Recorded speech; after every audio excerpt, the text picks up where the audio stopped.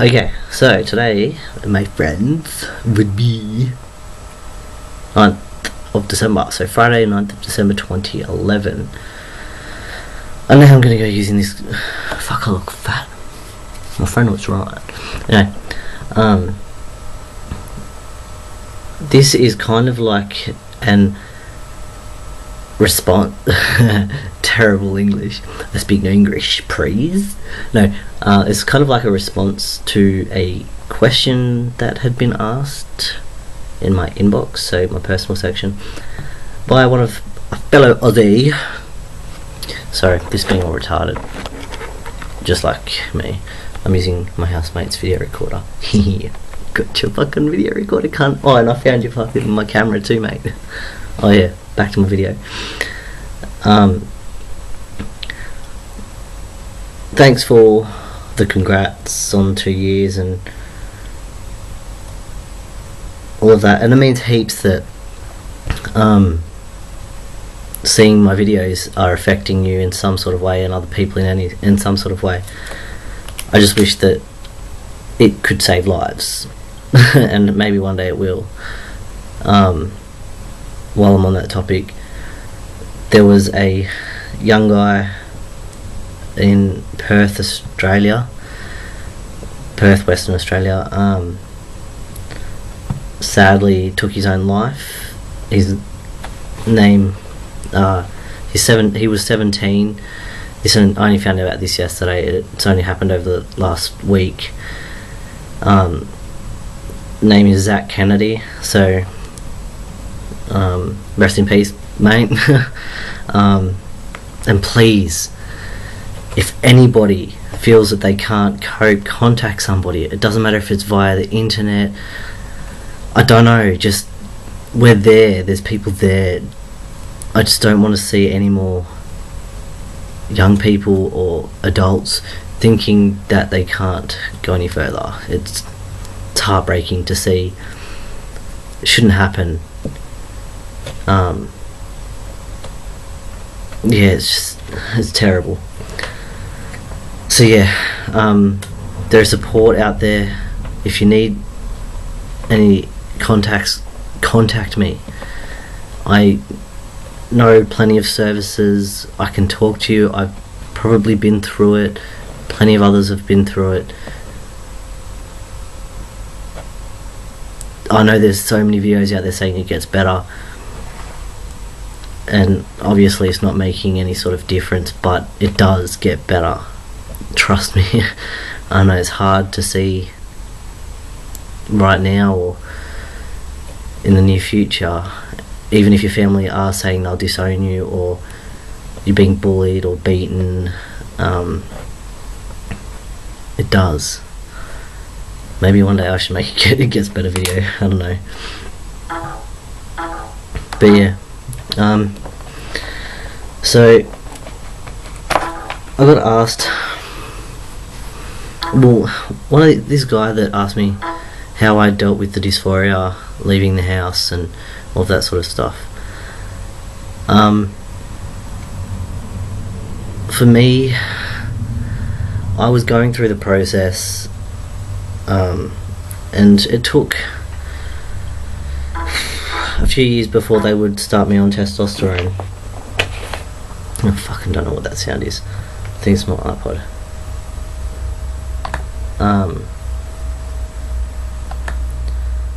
Fuck, who cares? Like I've said in the previous video, I have got PTSD, so they would not give me hormone treatment until I had sought help with the other stuff, which I was seeking help with anyway. I had to wait about 1.5 to 2 years through the treatment before I was able to get the hormones. And like, by the time you get to the point of coming out and getting to the point of getting help for all the transition stuff, you're at your final straw anyway. Sorry, I'm looking at myself and I look fat. I really need a shave.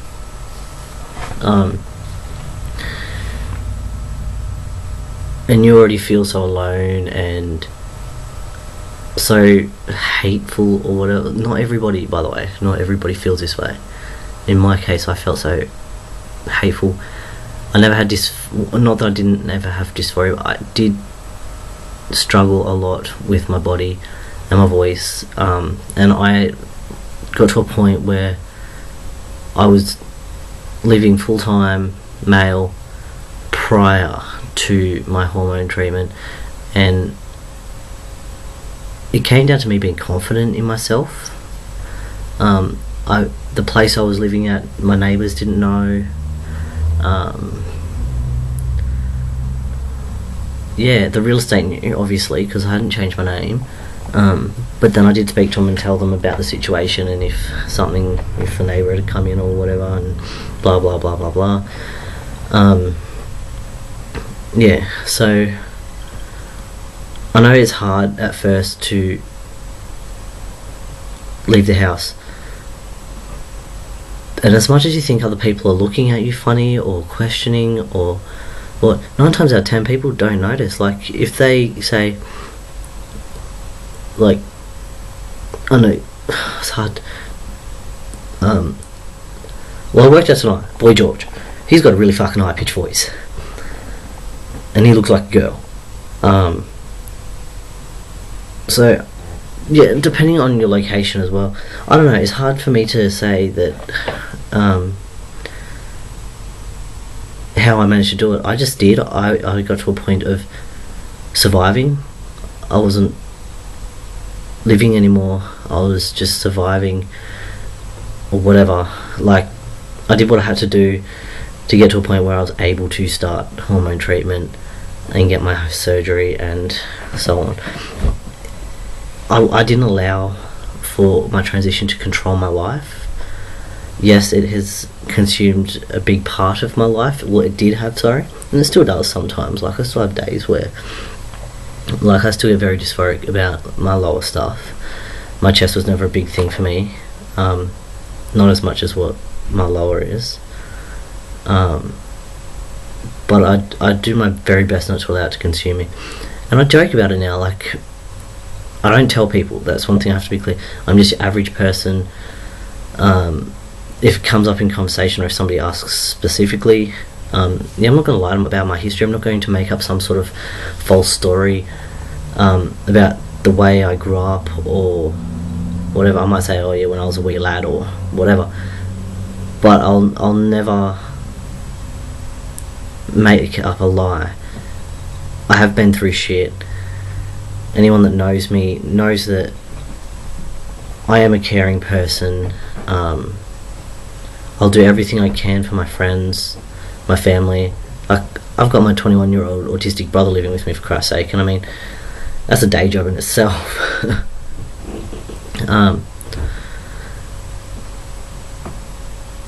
People think, I think people mistaken me sometimes for being a rude, arrogant person, and I come across that way, yes, simply because it's my way of coping with life. And all of this is the stuff that you're going to have to work through throughout your transition and all that sort of stuff. You finding yourself. All I can say is don't get lost in transition. Like, some people get lost in it and never come out the other side, and there's no end to them. And if I was like that, I'd die. Like, I couldn't live my life with not seeing the window at the other end with my transition. For me, at this point in my life, I see that I've come to that window and I'm looking out it now. I'm living successfully as a male. No questions asked. Yeah. Except for the fact that I got an electricity bill the other day and it was in my girl's name, and I was just like, whoa, that was a bit weird. But that's whatever. Like, I don't even allow that stuff to affect me anymore. I kind of got it and I just went, pfft.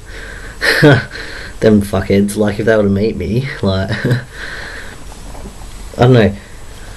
I get in and out of being involved with the tea community from time to time, but it's not me. Like, I'd rather support somebody and get to know somebody as a person, not be known as a community of trans people, if that makes any sort of sense. Yeah, it's good to have that sort of connection. And I'm just rambling and shit, like I fucking don't even know what I'm doing. But basically the message I want to say is, at the end of the day, there is no reason why you should never be afraid to leave your house. There's this documentary on YouTube called My Transsexual Summer. Like, I really recommend watching that. One of the girls in there, she really did touch me. She was afraid to leave the house. She was afraid to get a job. She wasn't getting a job. And at the end of it, she realised, like, these are her streets as well. She's got every right to walk down the street and feel safe. And we're just everyday people.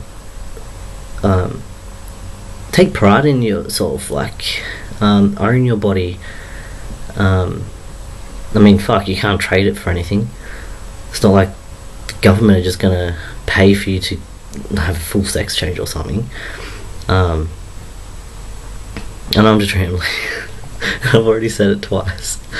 But this is what happens when I don't plan out. Actually, I wrote notes and I found it just before when I was talking to my brother.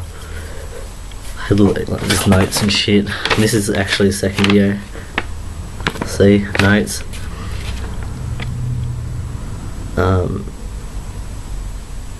So yeah, for the most part, society doesn't care. Like, I've met that many people that are so like, you're what? Oh, so you want to be a girl? And I'm like, no, I used to be. And they were like, oh, whatever. Like, I said, you got a dick? And I'll be like, yeah. And they're like, okay, cool, whatever. And we'll just go about our business. Yeah, the emotional and mental side of it. I have got a lot of Pre T videos on YouTube. I'm not willing to put them back up publicly, simply because of the hate out there. Wow, I just saw that. It's not who I am. This is who I am. Yes, we all have a history, but there's some history that the world doesn't need to see.